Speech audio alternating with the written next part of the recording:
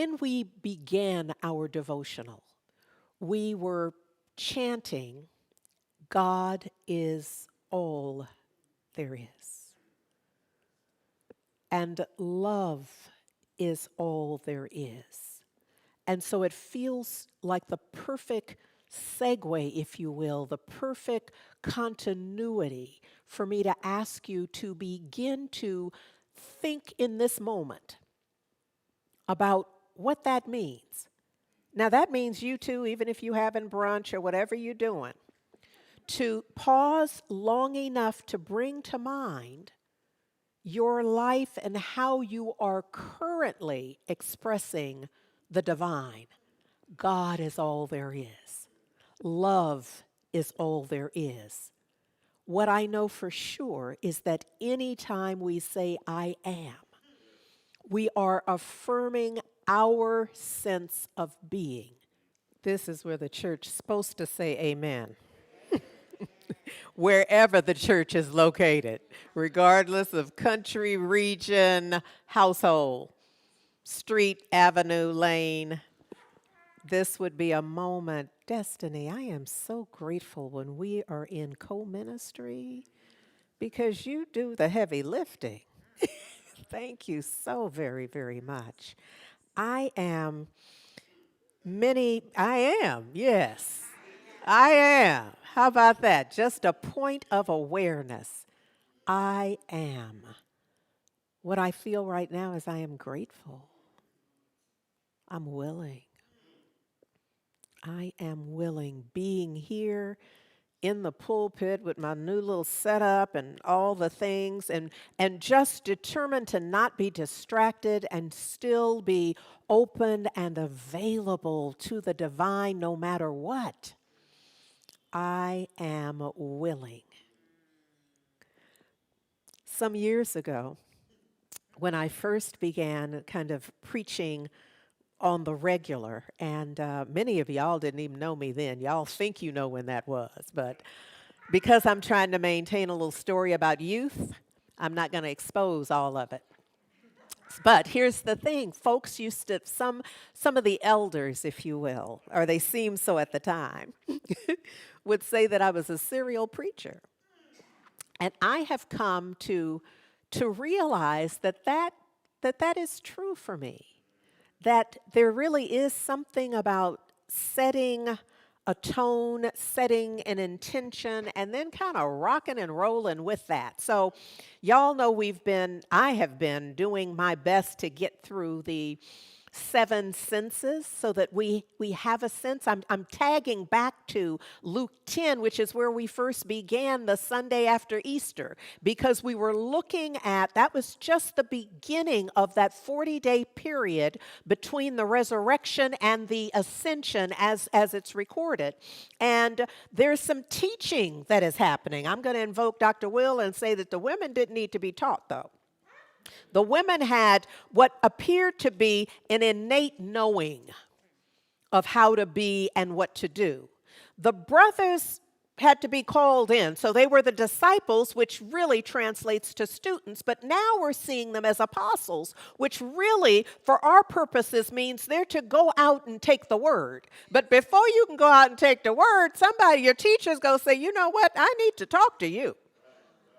Because I need you to know something. I need you to take this word in a certain way. So the way that I interpret it, what it means to me, is it was that special kind of coaching where you've completed your internship, as it were, but now you're about to start doing the thing. But it's just like, I need you to more fully understand how this is, because you're moving from, let's say, the classroom environment and some role playing. How about that? We're moving from the role play and a few little structured situations and circumstances to now you getting ready to be out there and be the one to do the thing. Yes? Does this make sense? So look here, and if you're at home and it's not put something in the chat. They'll let me know. And we'll clean it up when we get to it, because we're going to be here for a little while. So look at here. So in Luke, he is really, the master teacher, Yeshua, that the world ultimately came to call Jesus, is laying it out. And I'll remind you that he tells them right up front, I'm sending you out like lambs to wolves. Translation, this ain't going to be easy. You've had me, we've been cooking, we've been cutting it up. But now it's going to be where you must know who you be. Who are you? What do you know? What's to happen in that? You're to go your way and do it in a different way. Be open, and this is an adventure in faith. The disciples, I'm sure, told him, in addition to, Master, this is a hard teaching. This is an adventure in faith. You are removing all of the safety net. All that the Old Testament gave. Oh, now I'm saying Old Testament. There was not a New Testament yet, so don't put that in the chat. So, but the old teaching, that would be it. What you're doing is removing the foundation of all the old teaching. The law about what we can do and where we can go and with whom we can be and under what circumstances. You're removing all of that and telling us to be with everybody all the time, no matter what. To my mind, the master teacher is saying you're going to have to develop all your senses because you're going to have to know beyond knowing. There's not going to be anybody there to say, this one, not that one. You're going to have a level of knowing. You're going to have to see beyond your ocular system. You're going to have to hear beyond your auditory system. You're going to have to develop all of your senses. Remind them, please, with our little mind map. Now, I'm not even going to apologize because y'all signed up for me. I'm doing the best I can. If I could have gotten through all these, I would have done it. But it turns out not so. So what we are going to do, the first week we talked about sight. And then last week we went to hearing. And we're going to do sight and hearing together today. Because it's deep. We need to get this part before we start skipping through at least I do. I do. Let me not speak for y'all. Y'all probably got it and want me to move on, but I don't. I need to go just a little another further here. So, first of all, I want to remind you that as we talk about sight, I want to bring your attention to vision. Because I'm wanting us to get to beyond just the nuance of it. I want to be really clear that we're not talking about our ocular system. We're not talking about whether you wear lenses or don't, and whether you had the LASIK or whether you got the whatever it is, so that you are free from wearing optical correction. We're not talking about that. We're talking about vision. And vision is defined as the faculty or state of being able to see. Now, my sense is that many, if not all of us, know somebody who sees. I grew up with people calling it beyond the veil. The people who saw something that nobody else saw. Well, that's not true. The people who saw something and said they saw it, while nobody else was willing to say they saw it or see it. Because what I'm talking about here is that, are y'all hearing me for real though? You understand the distinction I was trying to make there. The ones that we said could see beyond the veil were the ones who stood up and said, I see it. And the people who also saw it thought, I ain't going to tell them I see it though. I'm going to see what happens to that one. Because, we haven't always been kind to people who knew more than we knew. Who felt more than we felt. We still not kind to people who feel more than we feel. So, there have been those who felt it wasn't safe to do it. But I want you to be clear what we're talking about. Vision is the ability to think about or plan the future. What? With imagination or wisdom?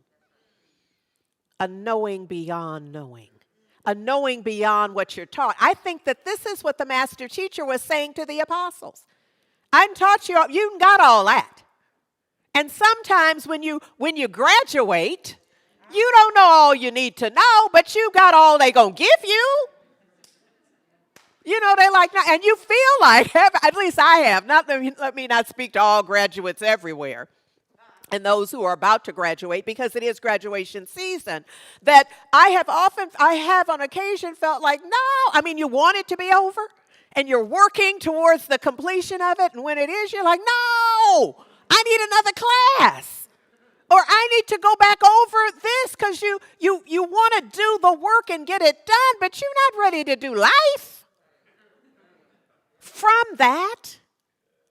But with vision, it's the future. It's looking at what is through your imagination and your wisdom. And it's an interesting concoction, because this is not where you're making it up. This is where you are receiving it.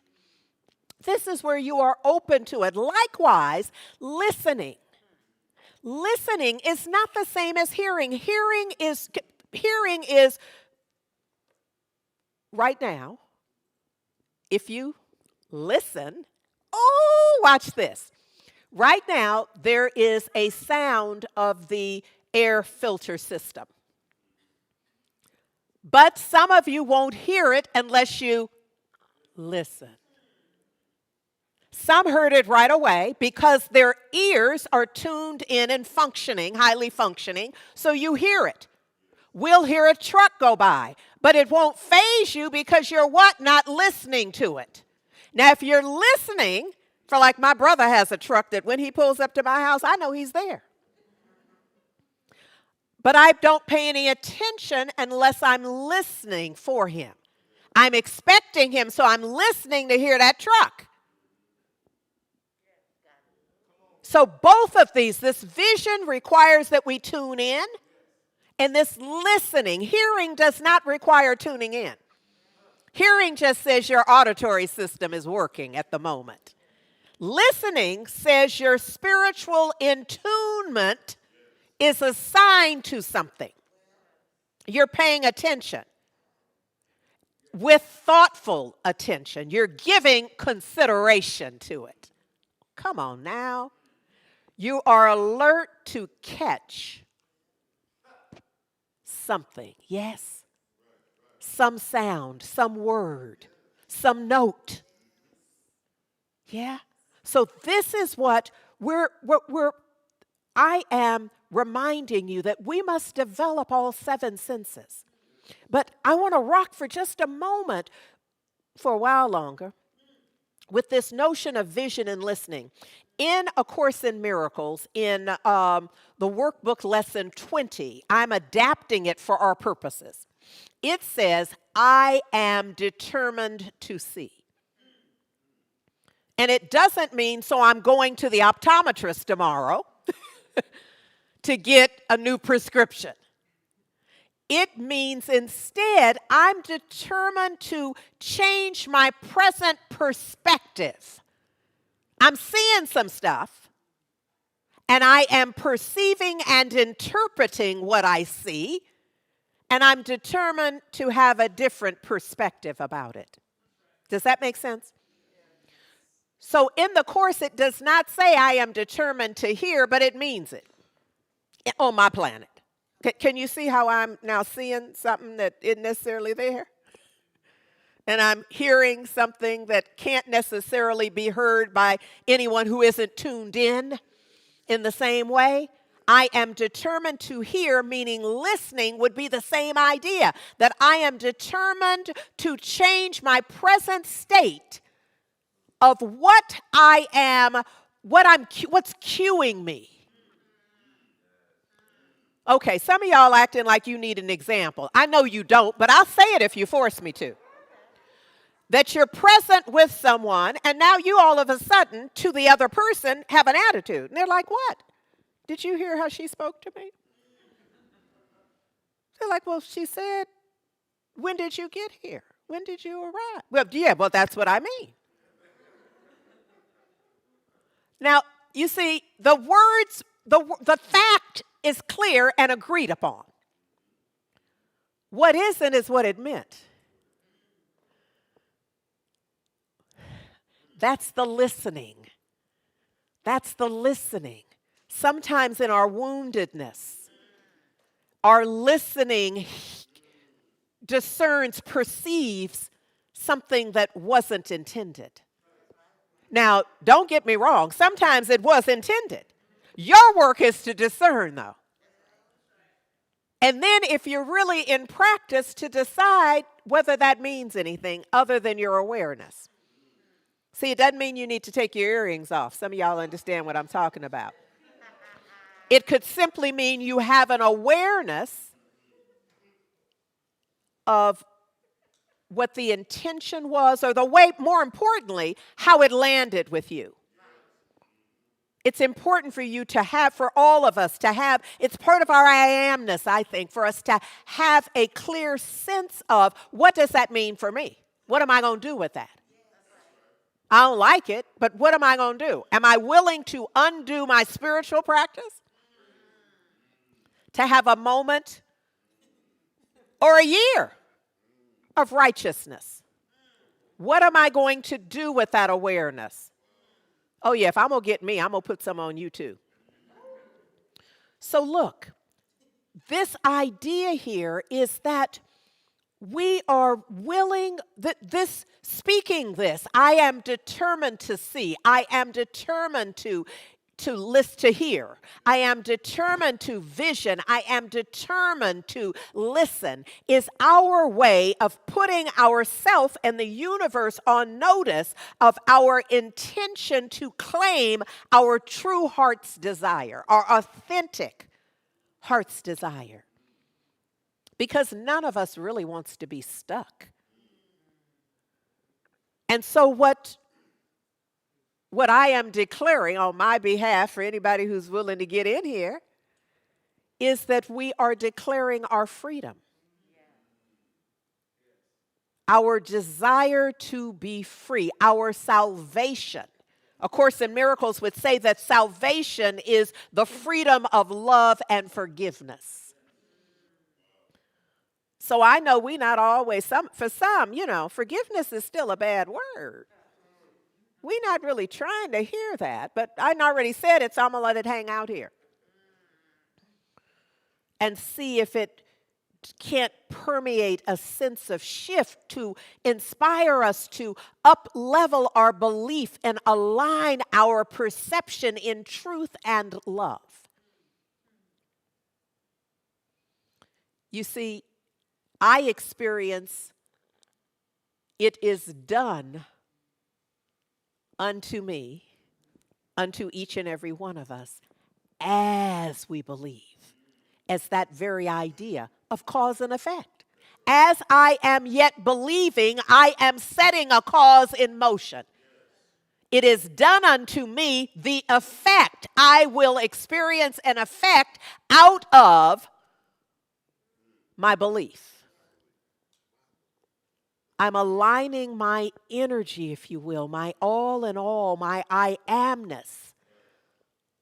I'm aligning it with what I believe, not what I say. I know, if only it could just be what we tell people we believe. God, wouldn't that be better let me just say, Lord, if I could just, all I had to do was just say, well, I believe that everybody, and then, ellipses. And then my life would just be transformed into the cause and effectual experience of me having said, I believe that. Heck no. It's going to require that I live and align my living with that belief before I see any traction. She said, probably a little too passionately. Somebody's like, Rev, TMI, that's a little too specific. You telling too many things. So I'm going to move on to 1 Corinthians 2:9, where it says, but it is written, eye has not seen, ear has not heard, and upon the heart of humanity has not come up that which the divine, the living one, the strong one has prepared for those who love him, which means who believe and who behave as if they believe. Now, that would be a whole sermon for such a time as this, because we live in a time where it's okay to just wave the flag of whatever it is. You don't have to do the flag of Christianity. You don't have to have a Christ-like thought, let alone deed, but just be all about it. Yes. And that's now, don't get carried away like looking out there, because, it's vision, which is an inside job. We need to see ourselves. This is a Michael Jackson person in the mirror moment.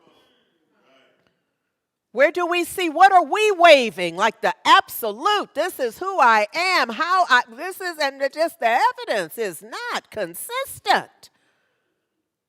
It's a huge opportunity for us.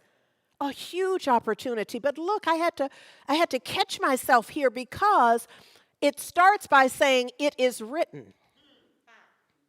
Which means that when Paul is speaking it now, he's tagging back to something. Yes?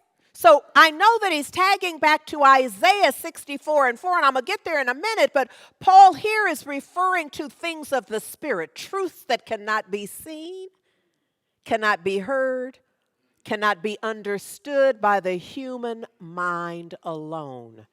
You're not smart enough, you're not going to be smart enough.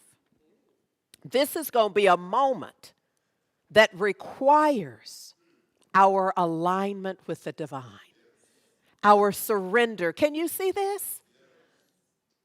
And it just occurred to me that in graduations period, in the season of graduations, we sometimes have a sense, well, now let me again just speak for me, that I can be all that, because I just did the dang thing. For sure. And you're right, Andriette, you did do that. That's why we're here. We know that was done and we're celebrating it, but there's an opportunity for me to note the moments. Y'all remember the poster footprints? You know the story. And it's that idea where, where were you, living one, strong one, while I was going through all I was going through, that whole adventure in faith? Look at how it showed out. There's only one set of footprints.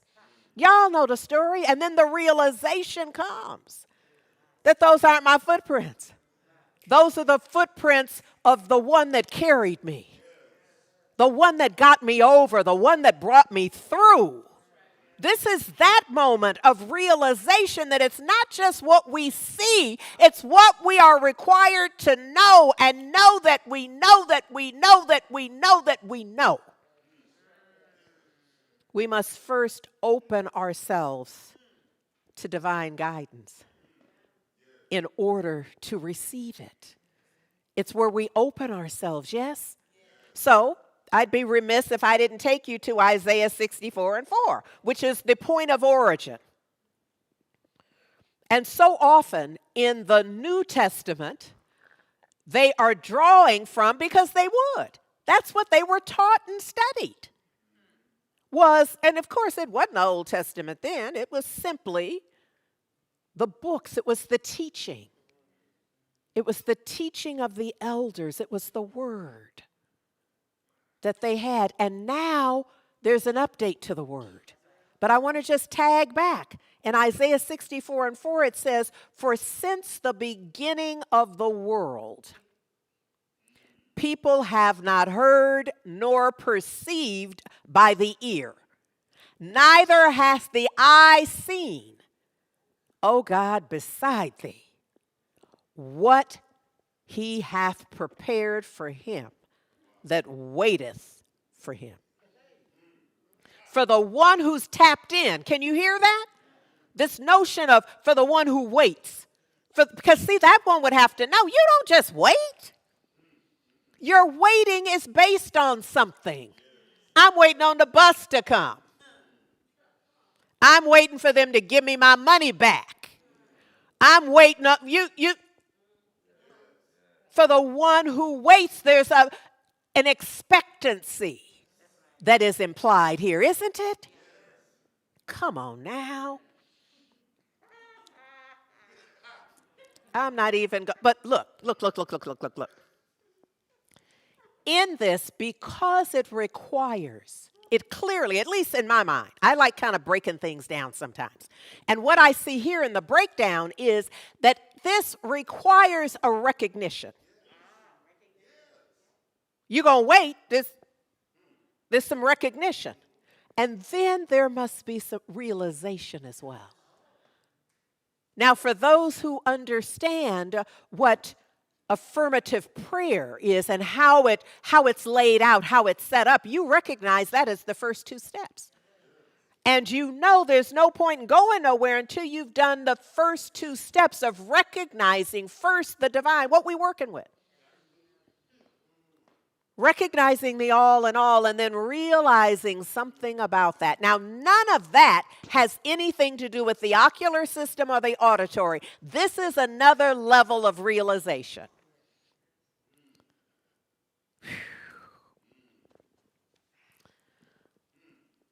This is why these two steps are so important. Some folks would say, if you got those two steps, you don't even have to worry about the rest. Just loose your vocal cords. Because once that's established, what gets said after that is just the divine intention of the ancestors, of the angels, of the all in all, once grounded in the recognition, which is what I know that I know that I know. And then I'm realizing what that means, what it means to recognize that. There are 5 steps, but if you get those 2, you can coast.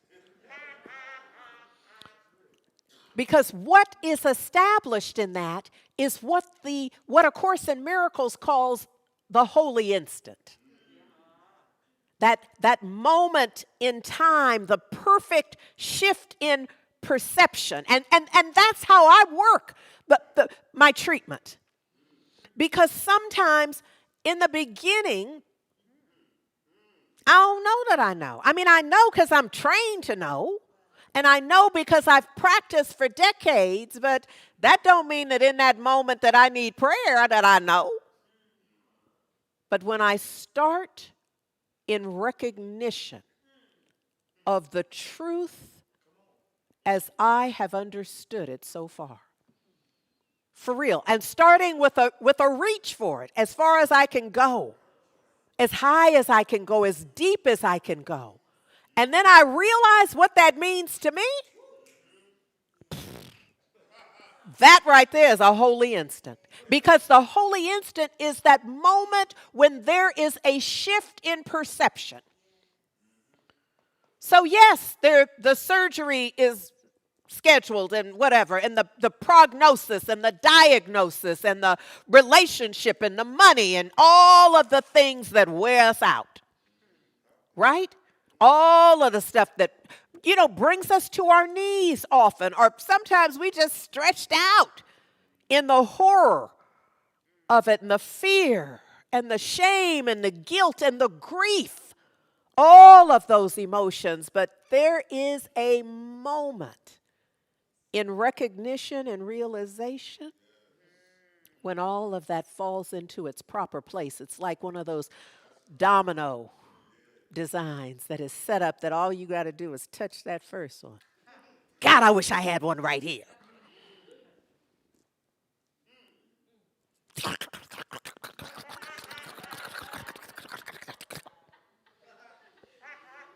Y'all saw it.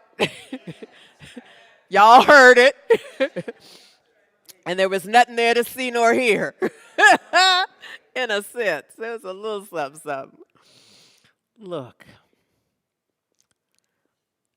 The idea here the calling. A Course in Miracles would say, don't even try to solve a problem.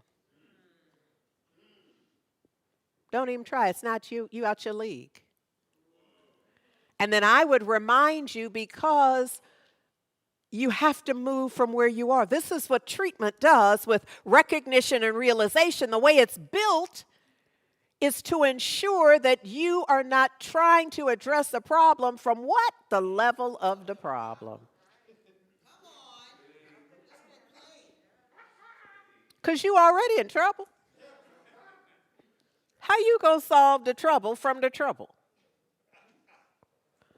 Those two steps, though, support us in moving from an energetic, a consciousness of the trouble, the problem, the grief, the fear, the doubt, the shame, the guilt, to establish ourselves in a higher knowing, a higher calling, a higher awareness, also called truth. You got some facts, and the facts are wearing you out. This is why every Sunday and during the week on the website and Wednesday recap, all the things we send out, we say, get you some prayer. Because we know what we're working with. We know we're on an adventure in faith, and you gon' stub your toe minimally. And you can't solve the stub toe from the stub toe. You cannot just tell us how awful it is. And if I took my shoe off, you would see how it's throbbing. All of that does what? It increases the pain. It increases the focus and the energetic presence of the, quote, problem, the situation, as it were. But the shift in energy, the shift in awareness, the shift in focus, the shift in recognition, the shift in the realization from the throbbing toe to the divine order in the universe that is present in and throughout my entire body. And there's no way to say my entire body and exclude the toe. So we realize that something else is happening simultaneously at the same time.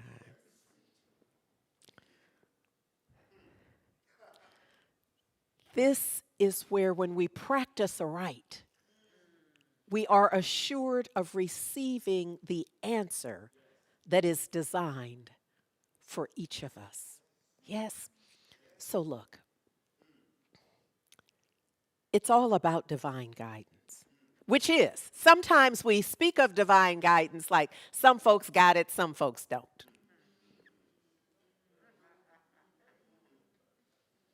Some folks tuned in, some folks ain't.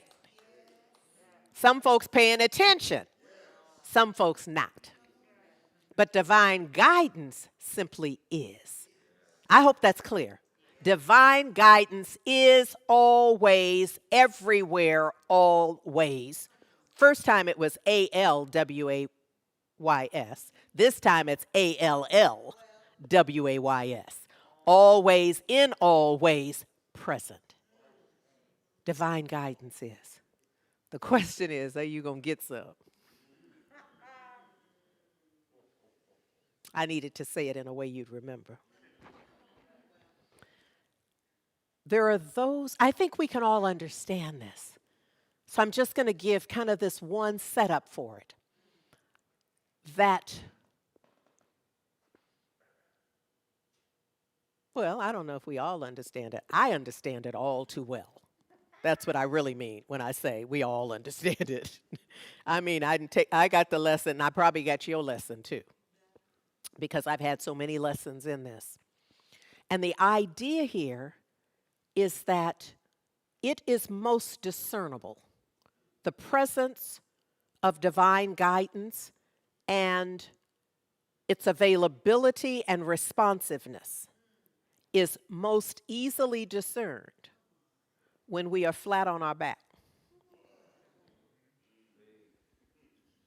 Or we bent over in fetal position somewhere in the emergency room, at the end of our proverbial rope. That's when we see it. Because otherwise, when you're just standing at the curb, kind of some do, some don't, you can hardly tell the difference between you and the divine. You know what I mean? You just, I got the insight that I should call you, that you should come pick me up, whatever it is. It's you and the divine, and you can hardly tell who said what. But when you are at the end of the road, when you know you've done all you could do, you done called on everybody you know to call on, you are left to where an elder would say where you should have started. Now you done run out of other options. You done finally decided, you know what? It can't hurt. Can't hurt no more than I'm already hurting, so I may as well just do this here, right? But it's in that moment that you really know what worked, because you know that's all you did. Unless you're really silly, in which case you decide that it wasn't that, but it was what you did the year before.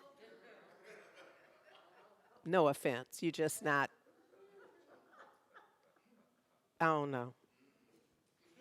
The idea here is that when we are in a crisis,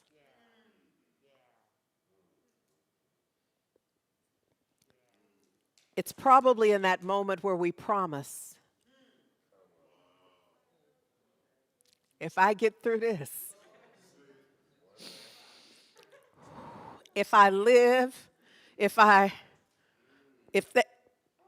only, if he, if she, I promise, I swear. Can you feel the energy that's in that? I don't have to tell you, because there's not a one of us who hadn't been there. Not a one of us. And we know that we have put, how does it go, all our eggs in that one basket? I've probably been giving y'all enough metaphors for today, though. We know that we really cannot escape our awareness of our connection with the divine. And the answer is always going to be an answer of peace. It's going to be an answer that expands your consciousness. It's not going to confirm your limited view. Please don't ask me how I know. Please don't. It's all too painful. What we know for sure is that this interaction is not passive at all. This is like, it's also in Isaiah 65 and 24, and I will answer before they call. Because your energy is the ask. See, that's not just like a promise out of, say, before you form the words, because the words are not the thing. The feeling, what you knew as you dropped to your knees, and it's not that the knees are essential, a part of it, but often it is a drop to the knees. And what is that but a surrendered position? That's just like, Lord, I just give up.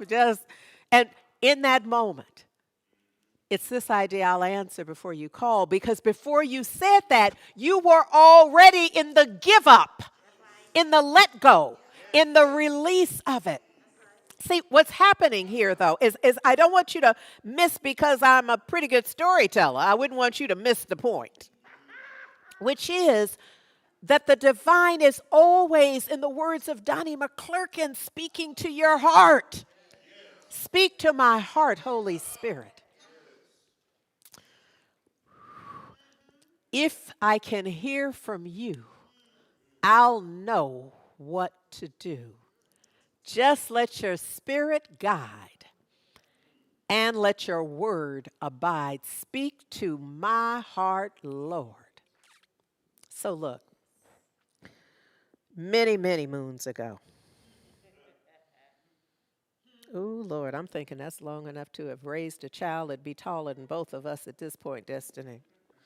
Many, many moons ago, in another lifetime, it seems, I preached a sermon from First Samuel. And, um, and after that, my sister Destiny wrote a song about it.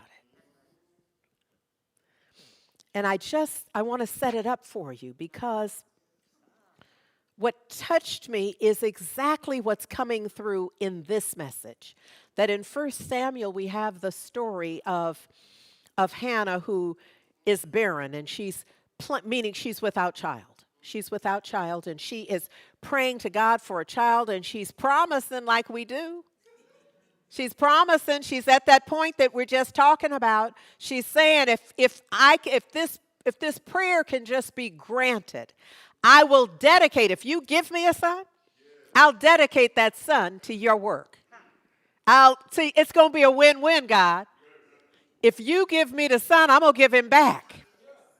I'm working it out in my surrender for my heart's desire authentically. Is this making sense? So we can feel Hannah because Hannah's us. We know Hannah. We know Hannah in that way. So while Hannah is at the altar praying, she's praying to herself, but her lips are moving. She's working it out.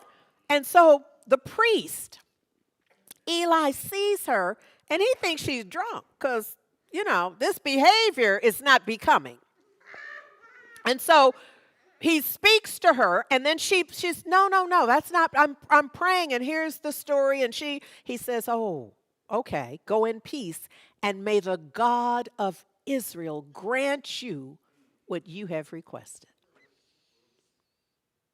Recognizing a divine power that does make a way out of no way. I'm just saying.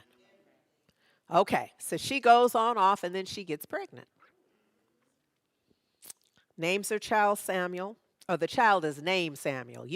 We don't know where she got this. I'm just saying. So look, once she had weaned him, she takes him to Eli the priest for him to be trained just like she promised. She's keeping her promise. And while Eli trains him, and then one night. So, now, should I stop here and let you tell it? Okay. All right. All right. All right. So he has studied with Eli. Come on, disciples. Come on, apostles. You've been studying. And now this is kind of, okay, I got one more. This is where the rubber meets the road. So look, Samuel hears a voice call him. So he knows it's Eli.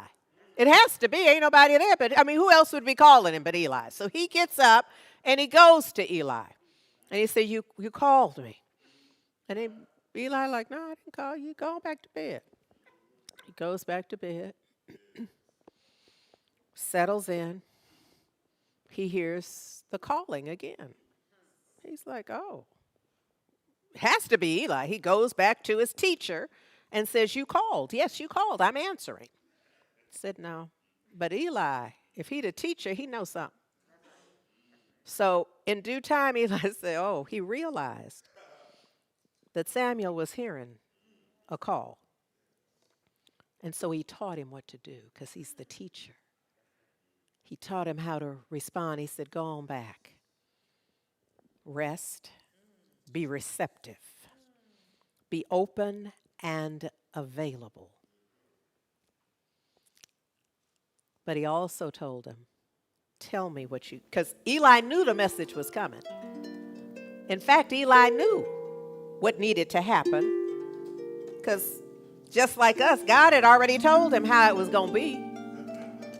But he was hoping it wasn't going to be like that. So Samuel has to tell Eli what Eli already knew was going to happen. I ask you to now just join me in prayer. Destiny, you and I will do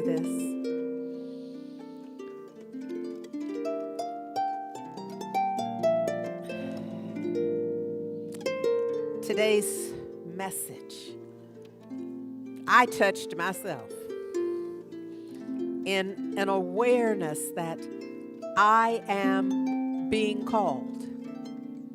Always.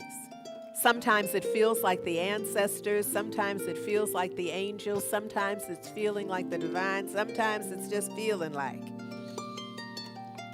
But what I know that I know that I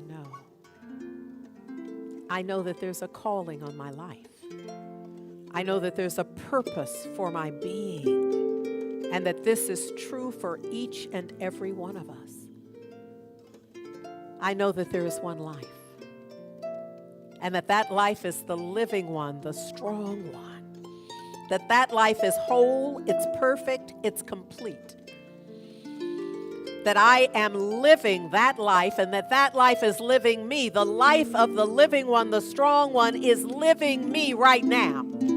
And I am living the life of the living one, the strong one. It is calling me and everyone by name, calling us into the fullness of our being. And so right now I realize in this oneness that I am inseparable from the living one, the strong one, and the living one, the strong one is inseparable from me. All of the lies I've told over time and across time about being alone or feeling abandoned or not being supported, I know now is not true, because I have always been held in the love of the divine, the living one, the strong one, right where I am always and always. It's impossible for it to be otherwise. And what I know is that what is true for me is simply true. It's true, and that's why it's true for me. It's true for all of us, that none of us is alone. That the divine, the living one, the strong one surrounds and enfolds and imbues each and every one of us, top to bottom, side to side, in and throughout. We are covered. We are held. We are lifted up. So knowing this, I know that whatever prayer is on the tip of a tongue or choked back on a throat or now meandering through a mind, I know that it's already answered. I know that it's no secret. The fact that you haven't said it out loud, the fact that it hasn't been revealed, is not a secret to the divine. Before they call, I will answer. Oh, I'm just giving thanks. I'm giving thanks for hearing my name. I'm giving thanks for hearing the call, for knowing that something more is required. I'm giving thanks for standing in, living in the energetic presence of the divine. Showing up as humanity. Showing up as everybody, everywhere. Always. Oh, I give thanks right now for those who have kindly pulled me along, encouraged me in ways. I'm grateful right now for those who knocked me down, for those who wore me out. I'm grateful for the divine interaction, that no matter how it looked to me, or how it felt to me, or how I judged it, that I can know something more in this moment. That all of this was simply calling me by name, getting my attention, bringing me back to focus on the all and all. Oh, it is an absolute perfect gratitude for this awareness, for this truth that is present for each and every one of us, that we are all being called by name, by life. I just give thanks. In perfect gratitude, I release this word. I turbocharge it, releasing it into the perfect activity of law. I just let it go. I release it. I know and I know that it's done. Before they call, I will answer. It is done. And for this, I am grateful. So I simply let it be. I seal it for all eternity by simply saying Ashe, Amen, and so it is.